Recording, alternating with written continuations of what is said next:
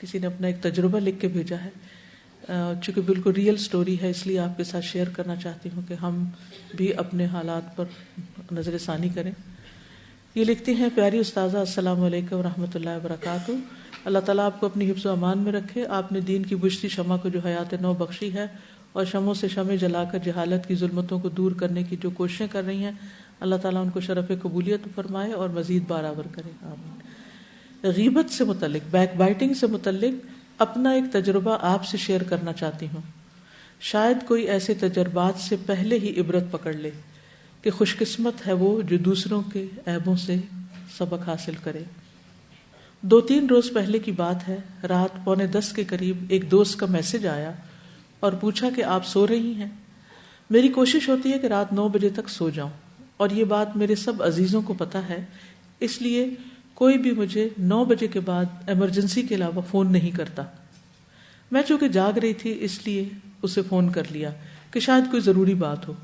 خیر بات ہوئی اور اس نے حال احوال کے بعد ہمارے ایک مشترکہ عزیز کی ایک بات بتائی کہ انہوں نے ان کے بارے میں فلاں سے یہ بات کی ہے، جس کے جواب میں نے کہا چھوڑو، وہ تو ہے ہی ایسا اور ایسا، اور پہلے اس نے یہ اور یہ کیا ہے۔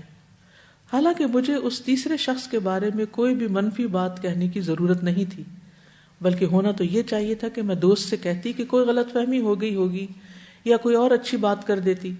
مجھے یہ بات زیب نہیں دیتی اور میری خود سے توقع بھی نہیں تھی کہ میں کسی کے بارے میں کوئی ایسی بات کر سکتی ہوں، یعنی سب اچانک ان کے منہ سے نکل گیا۔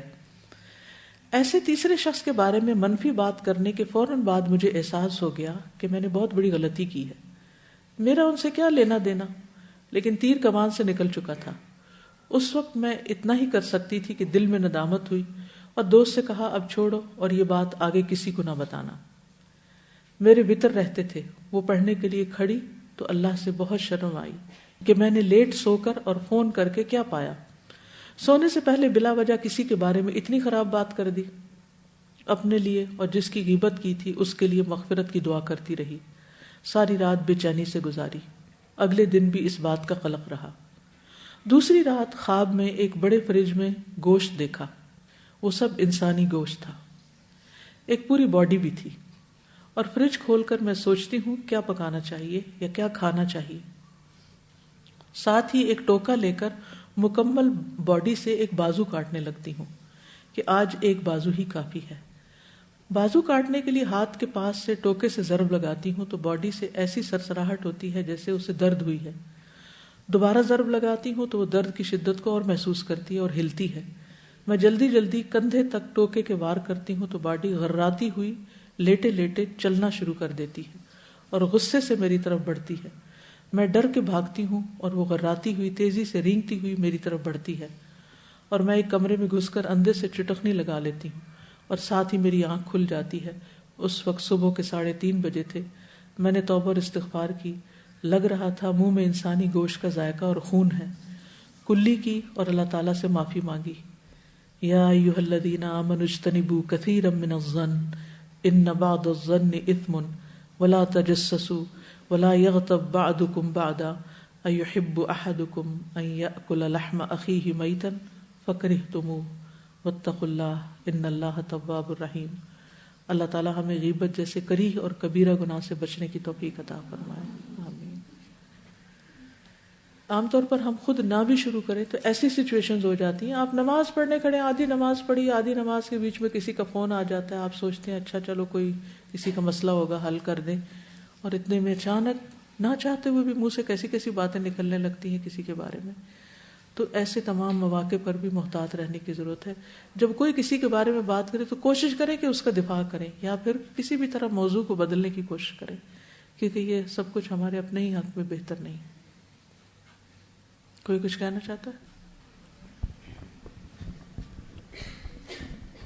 اس ویکینڈ پہ مجھے کچھ اسی طرح کا ایک اور تجربہ ہوا کہ میں کسی کے گھر گئی اور وہ شخص مسلسل ایک کے بعد ایک کے نا عیب بیان کر رہا تھا، اور میں ڈیفینڈ کرتی رہی کہ نہیں تم، اینڈ میں نے کہا کہ آپ نیتوں تک مت پہنچو، یہ تو اللہ کی صفت ہے کہ اللہ ہی نیت جانتا ہے، تو ڈیفینڈ کرتی رہی۔ پھر میں نے ایک بات سنی ہوئی تھی، شاید میرا خیال حدیث میں ہے کہ جو شخص کسی کی غیبت کرتا ہے وہ اپنے گھر میں ذلیل ہو جاتا ہے, اللہ تعالیٰ اس کو اس کے گھر میں ہی ذلیل کر ہو جاتا ہے. یا حدیث ہے یا کسی کا قول تھا. تو پھر یہی ہوا کہ کوئی شخص آیا یعنی جو کسی کی برائیوں کے پیچھے پڑتا ہے جی. تو وہ مسلسل میں کچھ عرصہ مطلب پورا دن اسی طرح ہی گزرا کہ میں ڈیفینڈ کرتی رہی, اور وہ شخص کسی کی برائی کرتا رہا اور میں ڈیفینڈ کرتی رہی. اور پھر کیا ہوا کہ کوئی ایک شخص باہر سے آیا اور سب ہم بیٹھے ہوئے تھے کمرے میں, اور اس شخص کو اتنا ذلیل کیا کہ میں آپ کو بتا نہیں سکتی. کیونکہ ہر عمل کا ایک ایکشن کا ری ایکشن ہوتا ہے. جی آپ کچھ کہہ رہے ہیں؟ السلام علیکم استاذہ. ایک تو یہ واقعہ جو آپ نے بتایا, میں یہ سوچ رہی تھی کہ ہم لوگ اپنی زندگیوں میں اتنی باتیں کر دیتے ہیں, اتنی بڑی بڑی باتیں کر دیتے ہیں, اور ان کا خاتون کو تو فوراً سے احساس ہو گیا تھا. ساری رات وہ بے چین رہی ہیں, نماز میں انہوں نے توبہ کی ہے, اور اس کے باوجود اگلی رات انہوں نے یہ خواب دیکھا ہے. تو ہم لوگ اتنی بڑی بڑی باتیں کر جاتے ہیں اور ہمیں احساس بھی نہیں ہوتا, اور ہمیں کبھی کوئی اس طرح کا خواب آتا بھی نہیں ہے. تو میں سوچی تھی اس کی وجہ کیا ہے کہ ہم لوگ اتنے بڑے گناہ کر کے بھی ہمیں احساس نہیں ہوتا, اور ان کو ایک ندامت کے باوجود اتنا جو ہے وہ عبرتناک خواب دکھایا گیا ہے, ایک خوفناک صورتحال ان کو زیادہ احساس دلانے کے لیے. تو میرے ذہن میں آیا تھا کہ وہ ویسے ہی اتنی زیادہ کانشیس تھیں اللہ تعالیٰ کے خوف سے کہ فوراً نادم بھی ہو رہی ہیں, غلطی سے نکل آیا, ان کو خود سے بھی یہ بات کی توقع نہیں تھی کہ میں ایسا کروں گی. تو وہ جتنا زیادہ اللہ تعالیٰ سے خوف ویسے ہی ان کے دل میں تھا, اتنا ہی اللہ تعالیٰ نے ان کو اور زیادہ جو ہے وہ کانشیس کر دیا کہ نیکسٹ ٹائم اتنا بھی نہ ہو. تو ہم لوگ اپنی اصلاح کے لیے اگر بات کریں تو ہمارے پاس اس طرح کے کوئی اشارے بھی نہیں آتے کہ ہم اور خوف زدہ ہوں. تو یہی بات کتنی خوفناک ہے کہ ہمیں تو اس طرح سے بھی ہم یعنی کہ اتنا دور ہیں اللہ تعالیٰ سے کہ ہمیں اپنی غلطی نہ دکھائی جاتی ہے, نہ اس کی اصلاح پھر ہم سے ہوتی ہے. تو ہم لوگ اگر اپنی غلطیوں کی اصلاح چاہتے ہیں تو اس کے لیے بھی ہمارے اندر اتنا خوف ہونا چاہیے کہ اللہ تعالیٰ ہمیں ہماری غلطیاں دکھا دے تاکہ ہم اس پر نادم ہو سکیں. بالکل.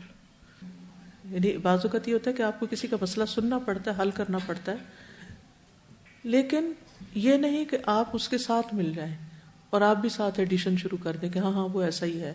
یا اور کوشش یہ کرنی چاہیے اگر مسئلہ بھی ہو نا تو فرضی مسئلہ بنانا چاہیے. فرضی سے مراد اس بندے کا نام نہیں لینا چاہیے. یہ کہنا چاہیے کہ اگر مثلا آپ کو کسی شکایت ہے اور آپ کسی سے مسئلہ کا حل پوچھنا چاہتے ہیں کہ کسی شخص نے مجھ سے میرے ساتھ ایسا کیا ہے تو مجھے کیا کرنا چاہیے, یعنی بجائے اس کے کہ نام لے کے اور اس کو ذلیل کیا جائے, اگر صرف مسئلہ کا ذکر کیا جائے تو وہ زیادہ بہتر صورت ہے.